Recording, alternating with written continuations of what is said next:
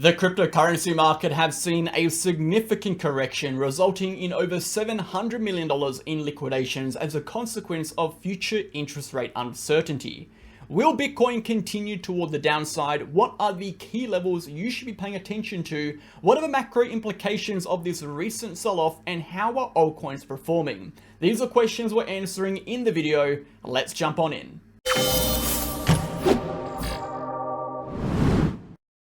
Okay, MegaWhale team, welcome back to the channel. Thank you for tuning in. I hope you're all having a magnificent day today.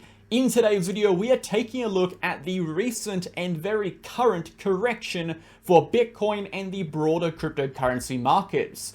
As a consequence of Jerome Powell's recent speech being more bearish than anticipated, we have seen the market go full-blown risk-off, correcting for both traditional assets and the cryptocurrency assets. With this correction, we have seen Bitcoin now retest the $100,000 region, and we're going to be discussing whether or not this correction will continue, what are the implications of this on the macro, the key levels you should be paying attention to, and the altcoin market. Before we get into it, smash that like button, hit that comment button, and subscribe to the channel. We post daily videos of Bitcoin focusing on the facts, the data, the technical, and the structural information. No hype, no BS, no emotion, pure raw TA. If that is the kind of content you are interested in, join us on Telegram. This is the first link down below. You'll get access to charts, updates, videos, educational posts, news events, and everything you need to stay in the loop of cryptocurrency with Bitcoin and the relevant economic news. And if you were interested in taking your trading to the next level, join us in VIP. We post trading setups with exact entries,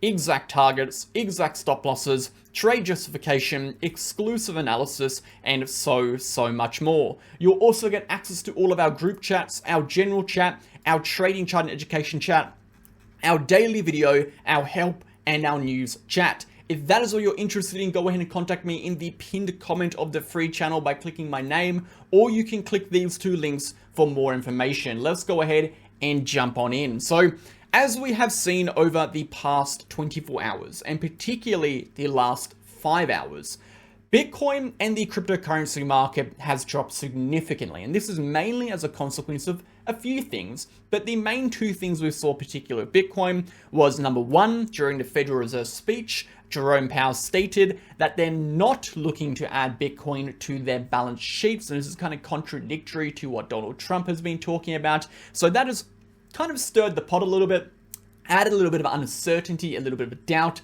and a little bit of speculation into the mix. And number two was simply the overall narrative, the overarching narrative they were pushing, which was, although they have been dropping interest rates, they are moving to a more speculative decision for 2025 in regards to those interest rates. They are not using the current or recent interest rate reductions as evidence to suggest they are going to continue to do so. So essentially what they've done is they've thrown some smoke into the market, they've confused people, and they've added a degree of uncertainty around future interest rate decisions. Now, really quickly before we get into Bitcoin and everything, as we know, the main driver of risk assets in the market, or main driver of people's decisions, is perceived systematic risk. We have this risk analysis chart here, which simply goes to show the correlation between systematic risk and cryptocurrency and stock prices. Now, I'm not going to go into this in too much detail, but the main we want to take a look at over here is perceived systematic risk, which is the perception of how particular elements that make up systematic risk can affect the markets in a future date. That's what perceived is. The perception of risk in a future date comes down to a few things, one being interest rates, inflation, taxation policy, economic policy, governmental policies, a lot of policy, right? Policy stipulates demand. The big thing being, as we start to see perceived systematic risk increase, we see the short-term and immediate reactions in the market act out as if that perceived systematic risk was the actual risk in the market. So we don't need to see the actual risk in the market change for the market to shift risk on or risk off, to have these immediate short-term reactions to what perceived systematic risk is suggesting. In this instance, Jerome Powell stating that they're unsure of how they're moving forward with interest rates significantly increases the perceived systematic risk in the market, and that is why we have seen this massive sell-off for both the S&P 500, the Dow Jones, and for cryptocurrencies. So essentially, Jerome Powell has rug pulled the market, if you want to put it in layman term.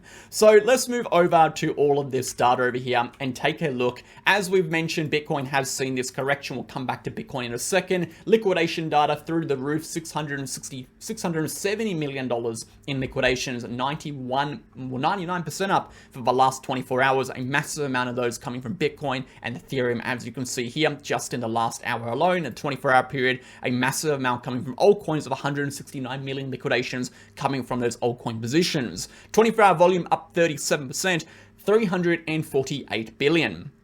Moving over, the DXY has seen that aggressively rally upwards. This is what we didn't want to see. This was essentially going to be a worst case scenario for the DXY. Again, this was solely on the basis of what Jerome Powell has been saying over here in regards to future interest rate decisions. Even though the current interest rate was a reduction, we need to see that continue for month in, month out in the future. The market is future seeing. It reacts on what is likely to occur in the future, not what is happening now. So even if we've seen that reduction, and now we have Jerome Powell saying, well, we're uncertain of how we're moving forward, that alone is going to override the reduction in terms of perceived systematic risk. And we're going to see the dollar go up, we're going to see asset prices fall, which is what we're seeing. And this is not a good sign for the asset market. This is definitely throwing a spanner in the works, and we have to see how things play out. But it's added a layer of uncertainty now moving into 2025.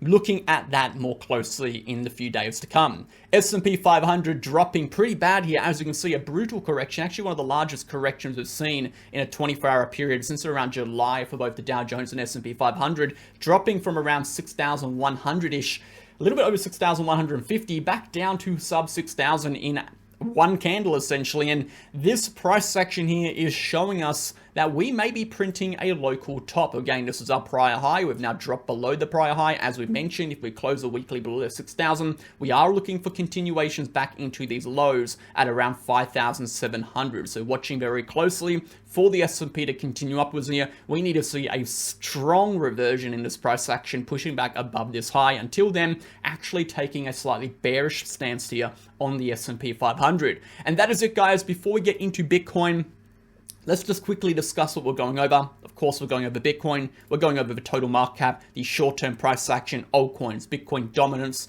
and very briefly the macro chart. So before we get into it, go ahead and sign up to BitGet, BitUnix, or BingX with the links down below. Take 15 seconds of your time. You'll support me creating the content. You'll support yourself in your trading journey, and you'll get a 15% lifetime trading fee discount as a bonus for clicking those links. That can build up to 45% based on your trading volume. So do not ignore how important and significant that can be in your trading career. Go ahead and sign up, and we'll see you back in a second. If you are looking for a new exchange or just want to support the channel, sign up to BitUnix with the link down below. You'll get a lifetime trading fee discount of 15%, which can build up to 45% based on your trading volume, as well as access to a bonus reward center, and of course, all of the exclusive campaigns we run on this exchange. You'll also get access to BitUnix being a non-KYC exchange, meaning you can sign up from anywhere in the globe without regulations. And most importantly, I only promote exchanges I trust and I use. As you can see, I trade on BitUnix very regularly, being the highest VIP level with over $500 million in trading volume for the last 30 days. And lastly, if you were interested in signing up to our other two exchanges, BingX or BitGet, you can also do that via the links down below. You as well will get the 15% trading fee discount and everything else that comes with it. Go ahead and sign up. Thank you for supporting. Let's jump back in. Okay guys, let's go ahead and jump back in. Taking a look at the Bitcoin price action. Obviously we have seen a significant correction here for Bitcoin, but we need to take a look at the key levels. As we have been discussing and as we've been talking about over the last few weeks, we are trading predominantly from an invalidation method. And the invalidation method essentially what it comes down to is, while the macro uptrend is intact, while the short-term trends are bullish, regardless of the price fluctuation on the intraday or the weekly movements, we will remain with an objective bullish bias. And that doesn't mean we're not aware of the risk and we're not cautiously optimistic, but we're looking at the bigger picture in terms of the price action. If you've been following me on the channel, you would know I personally sold my Bitcoin at 96K. I bought altcoins 5 weeks ago, and I exited my altcoins about 4 or 5 days ago. So thankfully, I was able to avoid this meltdown in altcoins. I was able to exit at the right time. And the reason I did that is because I've been anticipating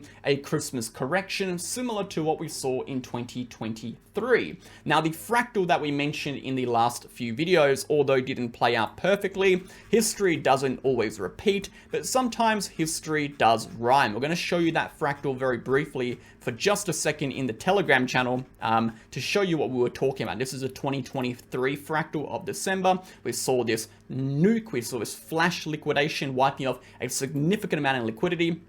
Similar to what we saw over here at the start of December, we then saw this build up into the end of the year, which then we saw this larger meltdown. And I'm not expecting a meltdown of that magnitude, but I was still expecting some sort of pullback moving into the Christmas period, into the end of year period for the new year, hence why I exited my positions. We have seen that pullback actually play out now. Unfortunately, the means of which it played out from being the interest rate uncertainty is not really ideal for the markets, but we have still seen that play out. Now, as we know, the interest rate uncertainty does add a layer of skepticism and potential risk to the risk asset market moving into now the next interest rate decision. The reason being is because over the next 40 days, until the next interest rate decision, there is going to be this alarm bell in the back of people's minds, which could be, well, maybe we see an interest rate pause, maybe we'll see an interest rate increase. And that does add a bit of downward pressure to the risk asset market until the next interest rate decision,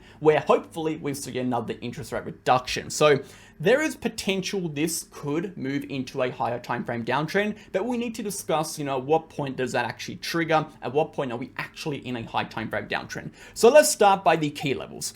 If you've been following the channel, you would know my targets for Bitcoin as a consequence of the break of 102 was 106.5 to 108,000. We hit that absolutely perfectly, and we have since seen a reversal. I will not expect Bitcoin to continue lower unless we see a loss of the 4-hour uptrend, which is this uptrend on the 4-hour chart. This is going to be actually our monthly uptrend established since the 11th/12th of November, so about a 5-week uptrend now. And this horizontal/POC level sitting at 99,000. Only a loss of both of these levels, in my eyes, would result in a continuation to our lower areas of support. Now, it is very important to note that a breakdown of the uptrend and the horizontal level would not mean Bitcoin is high time frame bearish.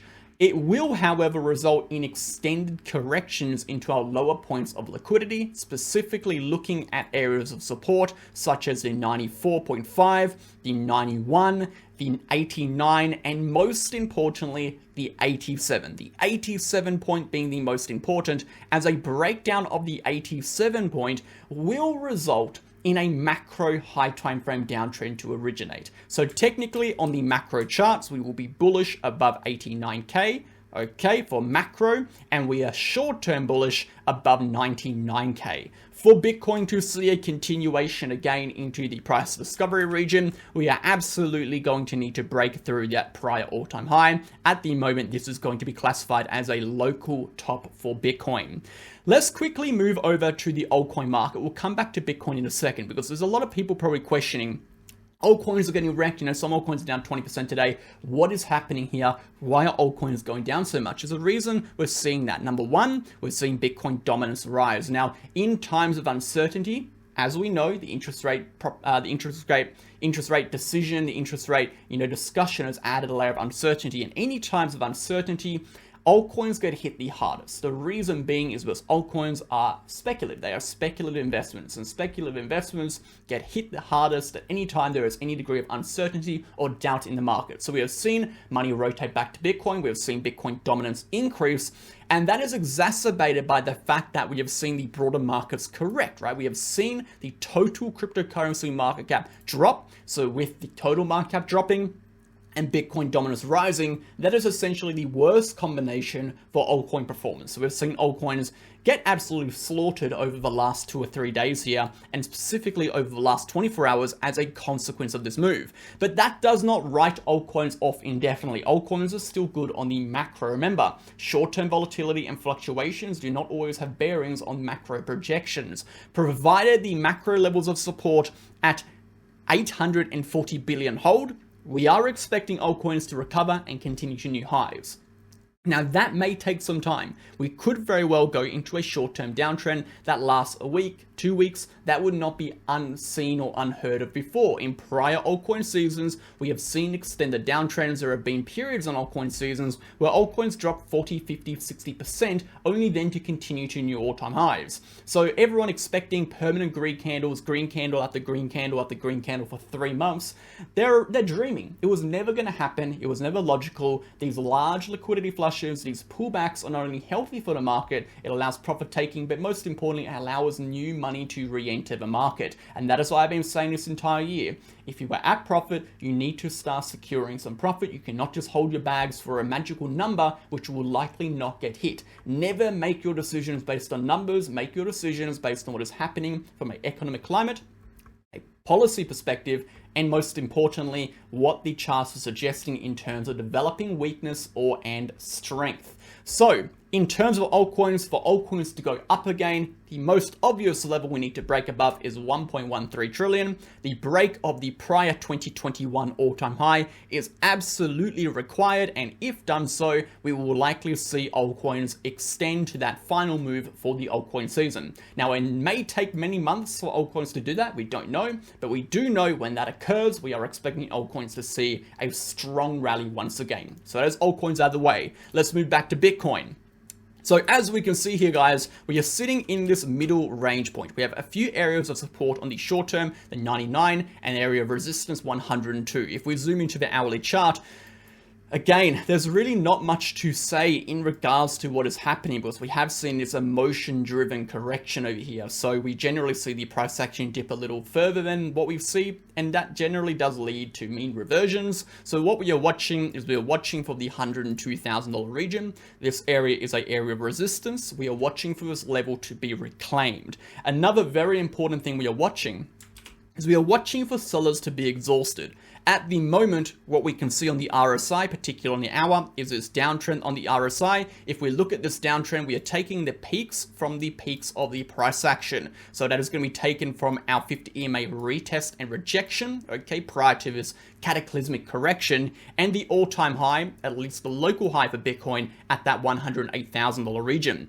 For Bitcoin to flip bullish on the short term, for us to see or be confident in reversals, we need to see the RSI break upwards. As you can see, this could take at least another 5 to 6 hours before we even retest that trend line. So there is potential for further moves toward the downside, at least to retest this uptrend. We are watching very closely at that uptrend, and of course this horizontal level of support at that 98K region.